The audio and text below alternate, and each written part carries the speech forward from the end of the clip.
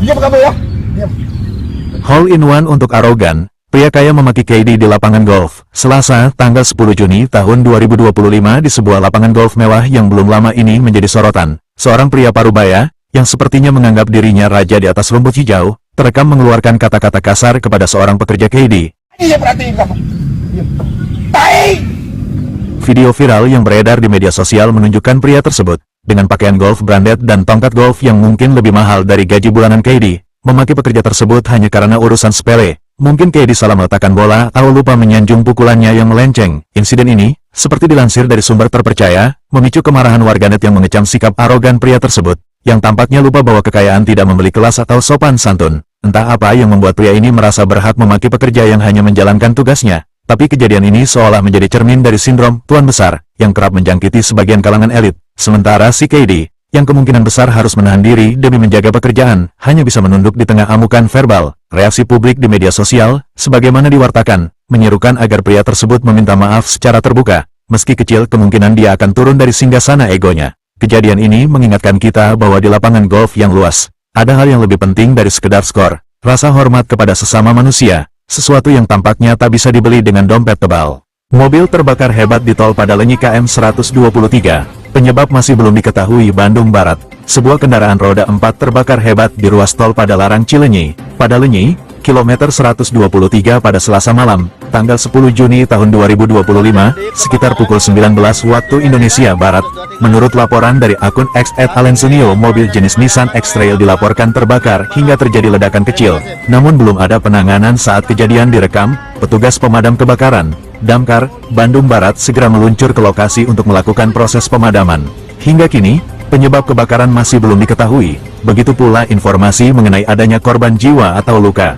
Pihak berwenang tengah menyelidiki insiden ini untuk memastikan keamanan lalu lintas di kawasan tersebut. Ketimpangan pendapatan, mengapa Indonesia lebih miskin dibandingkan Vietnam menurut Bank Dunia? Data Bank Dunia dalam laporan Macro Poverty Outlook April tahun 2025 mengungkapkan bahwa 60,3% penduduk Indonesia, atau sekitar 172 juta jiwa, hidup di bawah garis kemiskinan untuk negara berpendapatan menengah atas, yaitu $6.85 per kapita per hari, sekitar Rp115.278 dengan kurs Rp16.829. Sebaliknya, Vietnam hanya mencatat 18,2% penduduk miskin, setara dengan 18,38 juta jiwa.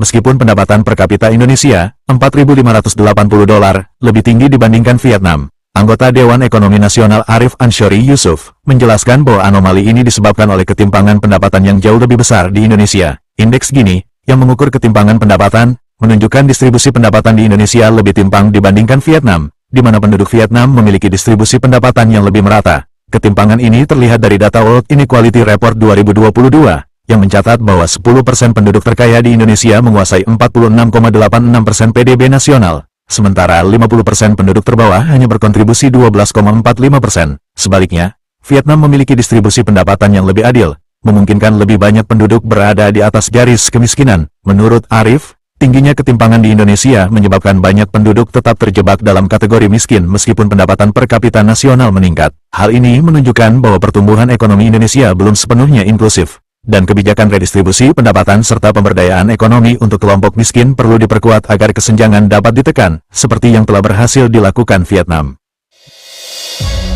Kekayaan yang menjadi kutukan, kisah negara-negara hancur akibat tambang, apakah Indonesia akan menyusul negara-negara tersebut? 1. Nauru. 2. Republik Demokratik Kongo. 3. Zimbabwe. 4. Angola. 5. Venezuela. 1. Nauru, pulau terkaya yang kini bangkrut. Nauru, sebuah pulau kecil di Pasifik, pernah dijuluki sebagai salah satu negara terkaya di dunia pada 1970-an berkat cadangan fosfatnya yang melimpah, menghasilkan pendapatan per kapita kedua tertinggi di dunia.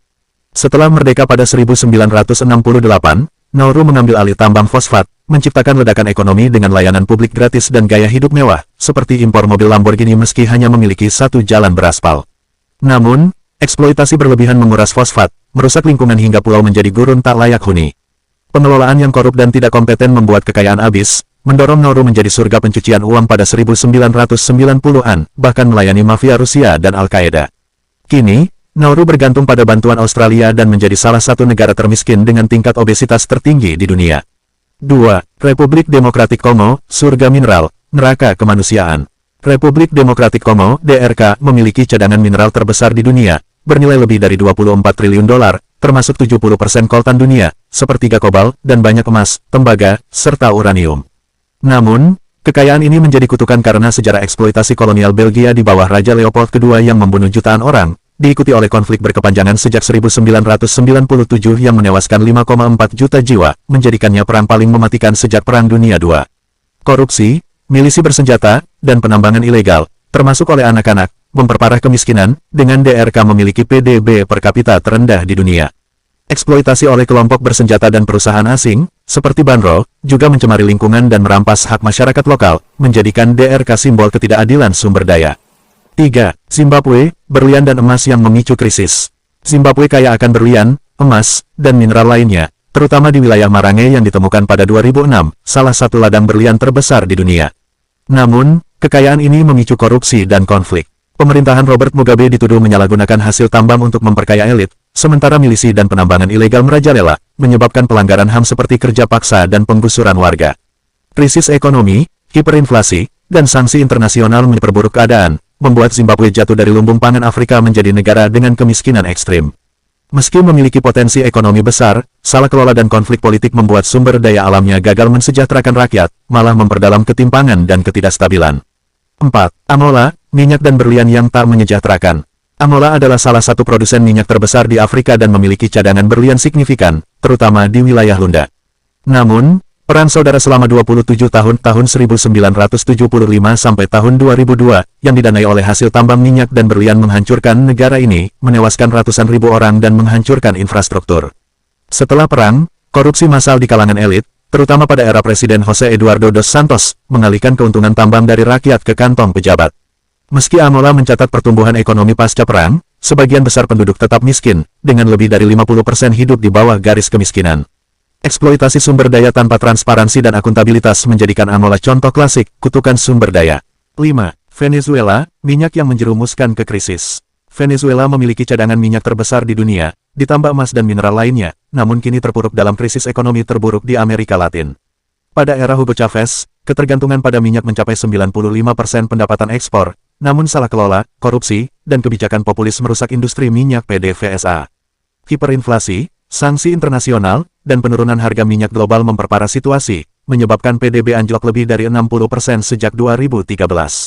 Penambangan emas ilegal di wilayah Arco Minero juga memicu kerusakan lingkungan dan kekerasan oleh kelompok bersenjata.